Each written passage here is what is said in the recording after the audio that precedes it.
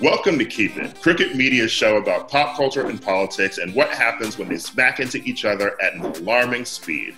I'm your host, Ira Madison III, a television writer and Fall Out Boy fan. I'm Louis Fertel. I'm a TV writer and Jane Fonda historian. Let's get into it. And we're back with an all-new bonus episode of Keep It. I'm Ira Madison III. And I'm Louis Fertel. And we have got an icon, a legend, the moment for decades at this point. On our show this episode, we created a bonus episode just for her, Patti LuPone. I mean, a staggering interviewee just anyway. We could have gone a million ways interviewing her. We could have talked just about Evita alone. And yeah, you know, I want to know about that Tony's performance. It's like she is going in. Singing, what's there? What is our ass? Like she gets that whole song out in 30 seconds. Yeah. And now she's going to be performing at the Hollywood Bowl with Sutton Foster. Imagine not seeing that. Oh my God, I'm so excited to see it. Yeah, I'm gonna fly back for that shit. Mm-hmm. You think she'll get us tickets? That would be nice of her. I believe we made a nice impression. But yeah. You know what you're going to get during that show? Dueling Reno Sweeneys. I mean, how amazing is that going to be? A little anything goes on and on and on. Baby, if they both do the tap number. I'm crying. And as you know, I've never cried before. So, my first time. I wonder what that'll be like. You're like a country singer who is never loved by her daddy, and maybe she's a bit of an alcoholic. And she's never really written her own music, but one day she writes her own song when her husband leaves her after dying in a car crash as well. And then you cry, and the tears drop on your guitar. Are you saving this accent for your Joe Turner's Come and Gone audition? What is this? I'm shining like new money, Louis.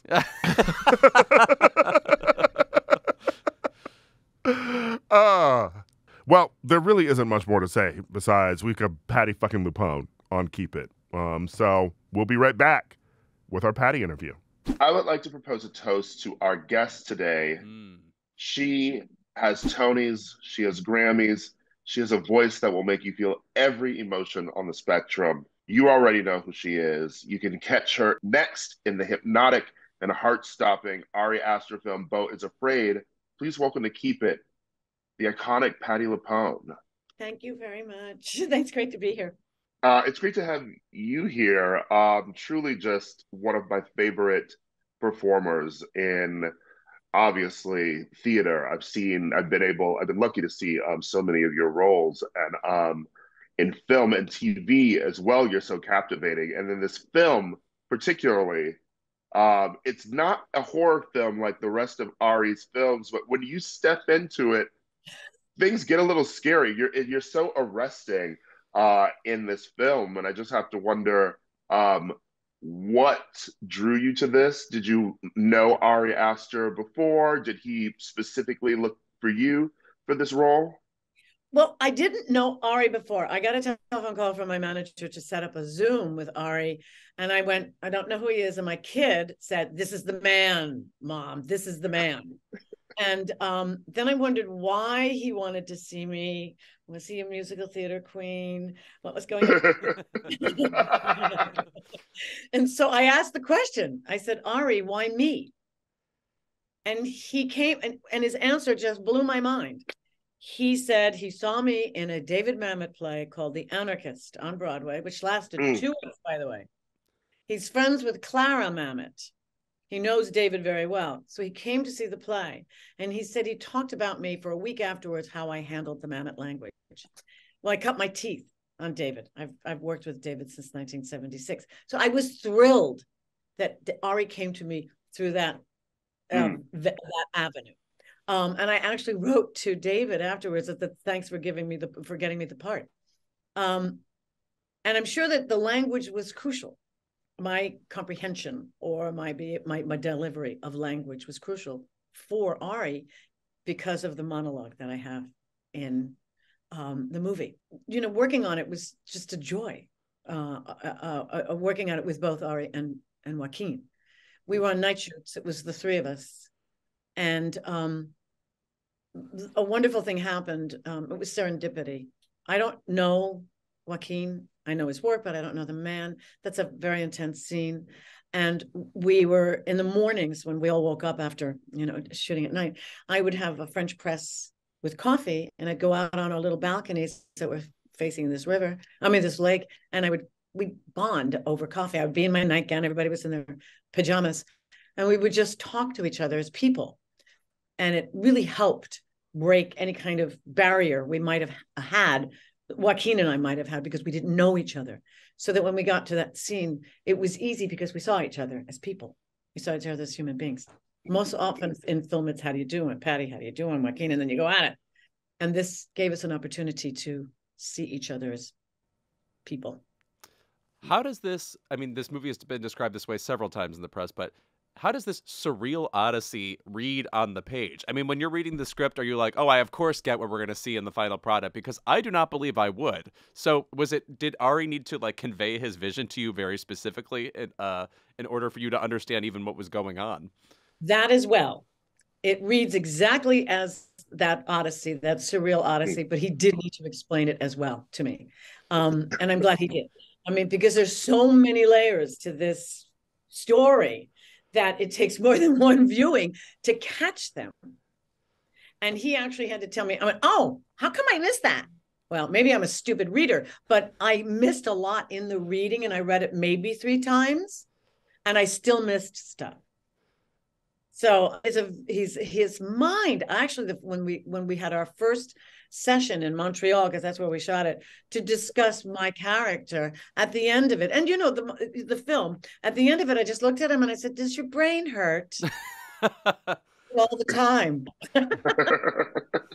But it reads that way. I mean, he's such a specific writer. He's such a good writer that it actually reads what you're seeing on camera. It reads that way. It was just all of the subtleties that I missed.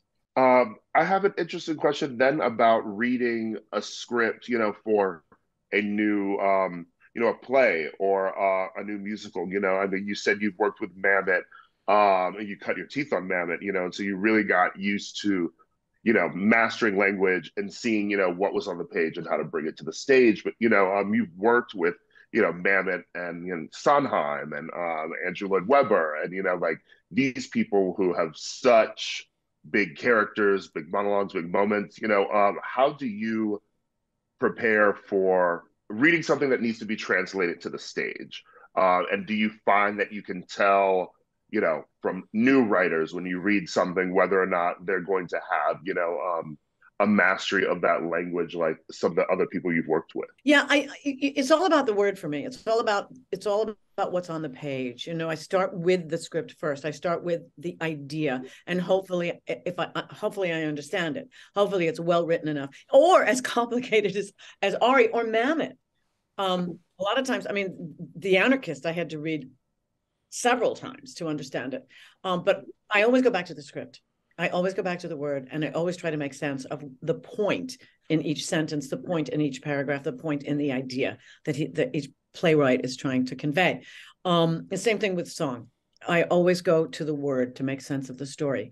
And what's the name of the guy that wrote, oh God, Ain't No Mo?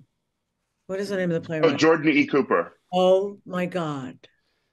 That is an amazing talent that should have run. I don't know, I know I would love to find this guy and tell him he's got to be careful the next time he picks his producer. That should have run. The writing of the show was fantastic. It was disturbing. It was hysterical. He was brilliant in it. And he is a young writer. He knows what he's doing. And he knows to get the idea on the page so that the actor can get the idea to the audience. That was the other one was Cost of Living for me. The 2 plays for me on Broadway this season was the ones that I've Cost of Living and Ain't No Mo, where I went, holy Toledo. But Ain't No Mo was, I came out of there so mad that it was closing and so grateful that I saw it.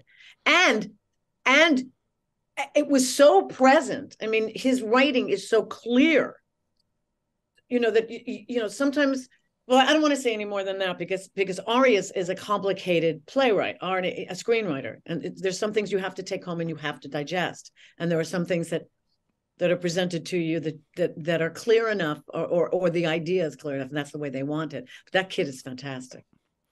Did I answer the question? You did. No, and I think that is when you're a writer, you really hope that you convey not just your message to the audience, but also first and foremost the actors who have to read your words, because if they don't get it, no one else will. Exactly. I was thinking about just the many pleasures of your work in particular, and I think one of my favorite things that you do, you're the kind of person who gets praised, mostly for her incredible belt, but I love when you have to handle, and this is in song or not, fast dialogue and a lot of dialogue. There's something like, oh, good, somebody wrote something for Patti that's as sharp and as she is, that like gave her, a lot to chew on, so to speak. And I was wondering, do you have a favorite particular chunk of fast, wordy dialogue you've ever had to spout? And does that kind of stuff come easy for you when it's a big chunk of words? No, I don't think it comes easy for anybody because of the enunciation, this very specific. An audience has to understand it. I have a Juilliard I was given by, I must have been Edith Skinner, give me the gift of a grip top sock, a clip top sock, which is my vocalese before I go on stage. I vocalize, but then I get the articulators going, and I do another 100 people I sing, and a song, If You Hadn't But You Did, by Julie Stein, which is rapid fire singing inside of notes. Words inside of notes, which is harder than just speaking. And so I love singing that. And it takes a long time for me to get my tongue and my lips around those words, but I do them as articulators before I sing.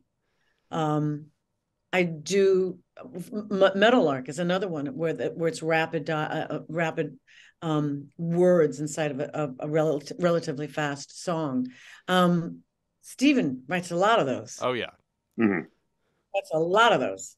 They're fun to conquer, but they take work. They take a lot of work, so that the audience hears it. It's not enough that I can do it. I have to be extra articulated, so an audience hears it on the first shot. You talked a bit about even going to see Cost of Living and Ain't No Mo, and I have to wonder, for someone who's done theater for so long, what pleasures do you take in still seeing shows, and going through the whole process of I'm leaving my home and I'm going to see something, or even when you're working on something too, how hard is it to then go and see something that you hear is really exciting and you want to see before it closes? It's all about joy.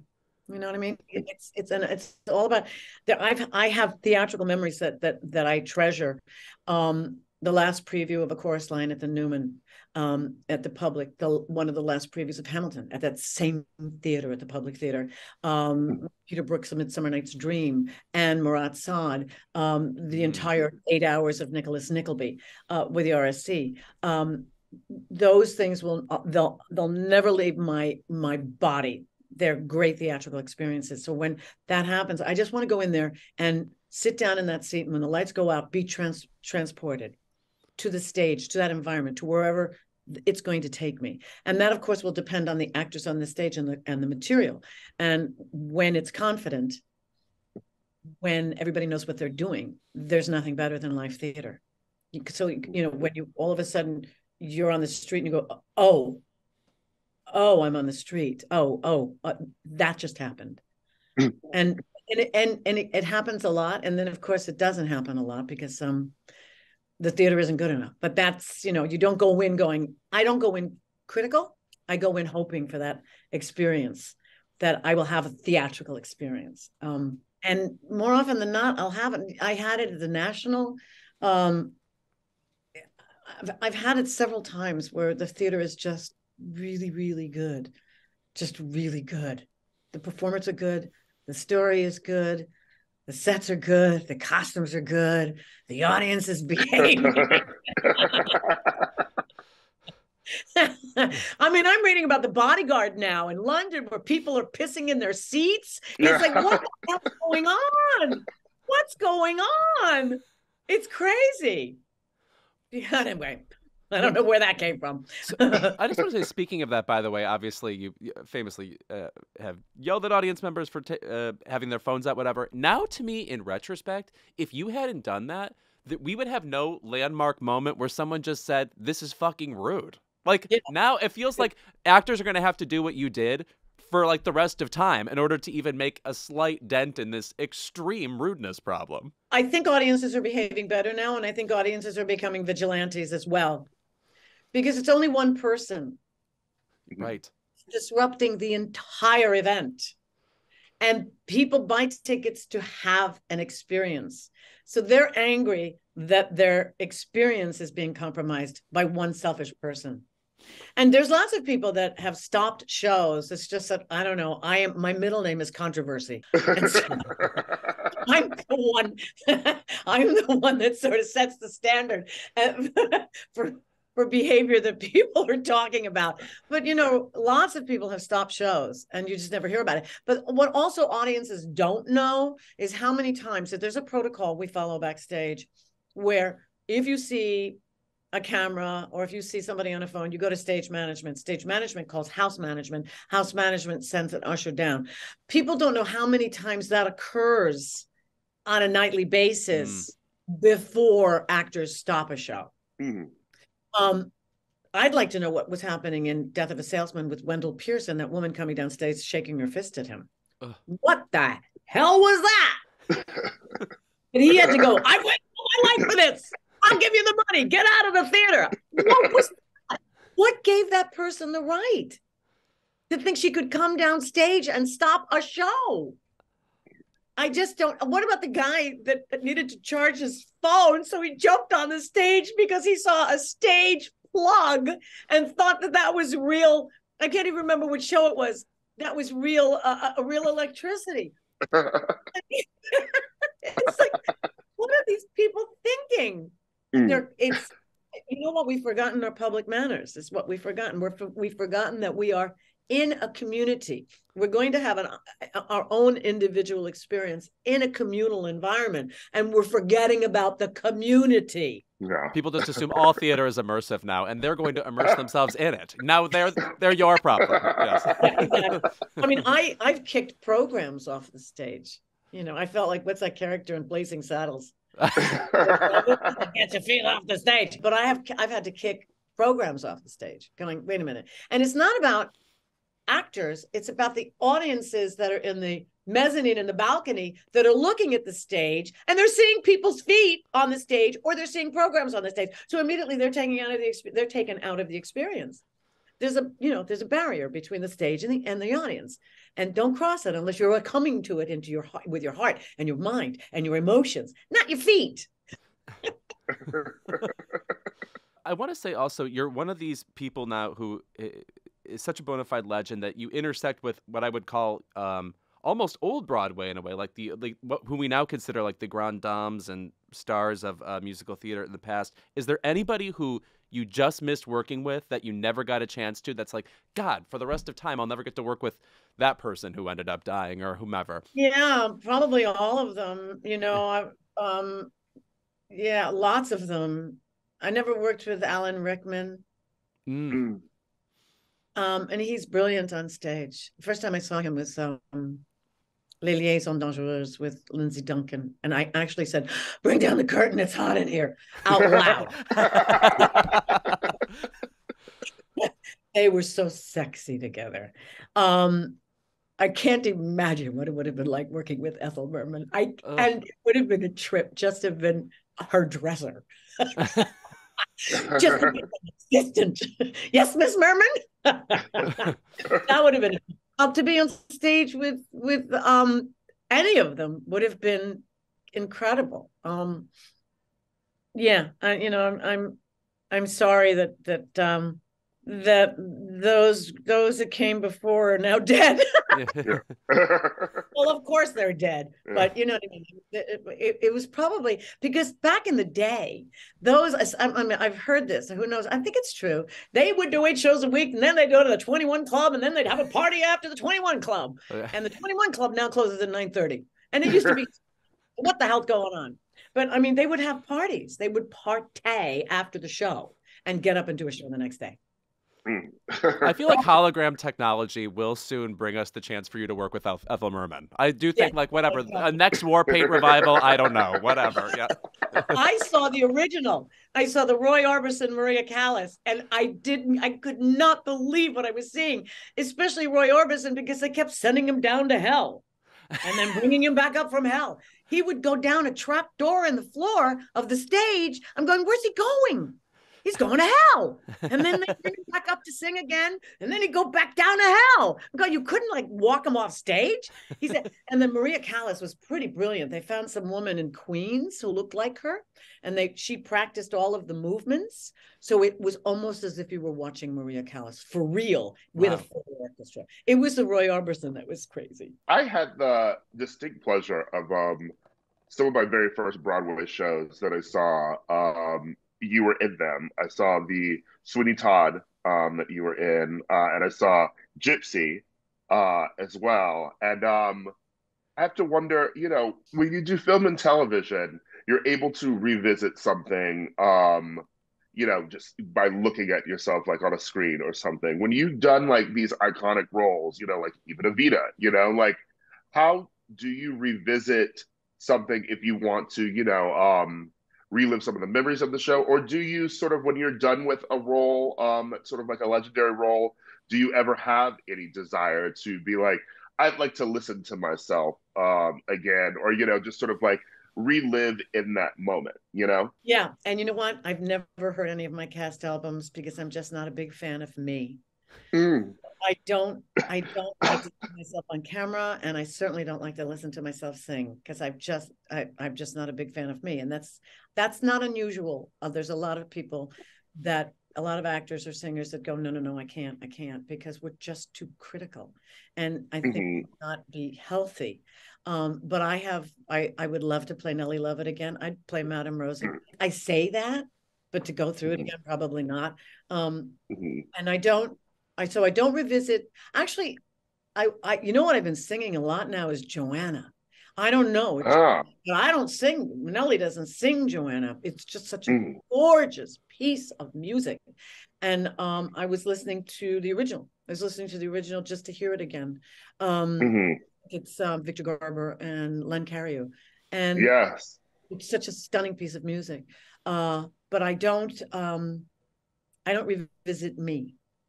I think about it. I think about the experiences and the ones that were great. I shed a tear for, and the ones that were bad, I shed a tear for. There weren't very many bad ones, but the ones, all of that is it's a subjective business. So we feel deeply. We say goodbye sadly to our compatriots. People pass through us with every production. They pass into our souls and then out again. I'm shedding tears for leaving Agatha in a minute, Chaos of Coven, a Coven of Chaos, because it's such a great experience. And I'm very sad that I won't see, especially, the actresses and the actor that are involved in this are incredible. And I will see them. I don't know if I'll work with them again, but I'm working with a pretty unique crew and a pretty unique production designer. And I know I won't work with them again. And I'm going, this experience has been so special.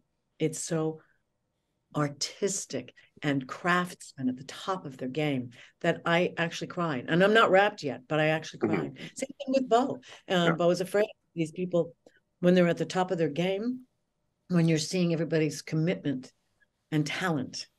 And I'm going to just say this, that and I could cry right now. We don't mention the artistry, or artists enough in this country. We don't celebrate our American artists. And that includes the spectrum, the people that are on the other side of the camera or the other side of the footlights behind the curtain. And I'm not just talking about performers. I'm talking about the craftsmen that get us on stage, the special effects people, the DPs, the production designers, the costume designers. We don't talk about them enough. And I'm working with and have worked with extraordinary talent. It breaks my heart. So when you talk about, do I miss a production? I miss the crews. I miss the actors. I miss the crews. I miss the whole experience, not just performing on stage, but what happens backstage, especially Gypsy. There's a family, the McDonoughs, because there's like a mafia of stagehands. And the McDonoughs own the St. James. I love the McDonoughs. I used to have, what was it? What's that? It's not silly putty. It's Cool Whip or the whipped cream. I used to have whipped cream fights with Timmy McDonough or Ryan McDonough. I used to stand on my balcony. Whenever I saw him, I used to spray it on him. And I mean, that kind of stuff would go on backstage during the show. You form these relationships that then are ripped from your heart, and it breaks your heart. I feel like you are always somebody who is described as refreshing, namely in interviews, like, oh, thank God Patti LuPone said that, or, gave voice to that. And this translates to your acting as well. But whenever somebody is called refreshing, I'm always wondering who is refreshing to them. Like, you need that same relief, I feel like, from other people. And who are the people you look to be kind of like, I don't know, as rad and articulate as you are? You guys. Okay, good. Yes. Oh, amazing answer. How nice. Yes. Anybody that really just speaks their mind. I just was on The View and I just said that there's no pushback now. What the hell is going on? We have to listen to lie upon lie upon lie upon, and where there's no pushback. And so I'm living this insane life right now where I just don't understand. Are people too polite? Are they too lazy? Are they not hearing what I'm hearing? And why aren't the New York City cops, if they didn't cry, why aren't they coming out and telling that asshole, no, nobody cried? Why are we not hearing that? And if they did cry, then tell me they cried, and then I'll know, oh, he told the truth. The guy told the truth. Oh, thank God. One thing, he told the truth. We're not hearing any pushback. Nobody's pushing back. I want to see people stand up and push back on anything, not just this bullshit, but on anything. If it's not a truth, or if it's not your truth, speak your truth. But we're not. I don't know what's going on in this country right now where people are just going, I throw up my hands. Because what's going in is the first thing that's going to come out. You know what I mean? Out of my mouth, rather. And I have PTSD in this country. I need relief from this. So I need people to speak up. So the people that are refreshing to me are the people that go, I'm going to speak up now. And I'm going to say this. I'm going to say this, whether you want to believe it or not. That's the second time I've thought of Cher, because one, she reminds me of that. But two, she also was not a fan of her own work. She's like, I don't want to listen to my own music. So anyway, you've conjured her memory twice now. I love Cher. I send you my love, Cher. I love you. You know I do. No, she does. God bless her. But there's not enough Chers. You know what I mean? Right. There's got to be politicians that speak up. There's got to be, everybody that has a voice needs to speak up. Somebody needs to speak up. I'm tired. I guess lastly, what is it that you feel like you still would love to accomplish on stage? Whether that's through some behind the scenes work or a role that you feel like hasn't even been written yet for you, something that you're like dying to sink your teeth into. But when you think about, your future in theater, where do you see yourself and what are you hoping for? I don't actually see myself in theater anymore. I don't know. I mean, there is something that I'm curious to do. I mean, I've been offered something that I would like to see happen, but I would not like to see it on Broadway. I would like to see it in a much more interesting place. I think if I come back to the stage, I want it to be on East 4th Street, basically. It's time for me to go. It's time for me to go downtown. Oh, it's time for me to join a Wooster Group show. Yeah, you can. But I'd rather do stuff that is not on Broadway right now, but it is in like an interesting storefront. You know what I mean? This particular play, the guy wants to do it in Washington D.C. at the Democratic headquarters. Do it interesting. Audiences will show up. What I want to do more is film. I would love to do more film. I would love to do more films with people like Ari. Really interesting stuff. And I would love to see vital women. Look at me. Right. I mean, I think I'm still vital at my age. I don't want to see an interpretation of a woman my age be some, Italian grandma with a knitting needle over here and garlic over here. You know what I mean? God love them. Yes. That's a Pat Cooper job. Knitting needle over here with a garlic over here. Yeah. I mean, honestly, thank God for some of the amazing roles you've had from Ryan Murphy. I mean, your character in Pose was such a bitch, but such a lovely role to see, you as like a fun villainess on that show who was also, a human being. What was her name? Leona Helmsley. It was. I think you were Miss Norman on Pose. Yeah, but you were. Yeah, based on yeah. Leona Helmsley. Oh yes. What do you mean? Yeah. Yeah. Yeah. It was, yeah. Sometimes you wish it was Ryan wouldn't write better. You know what I want? I want really great scripts. That's what I want.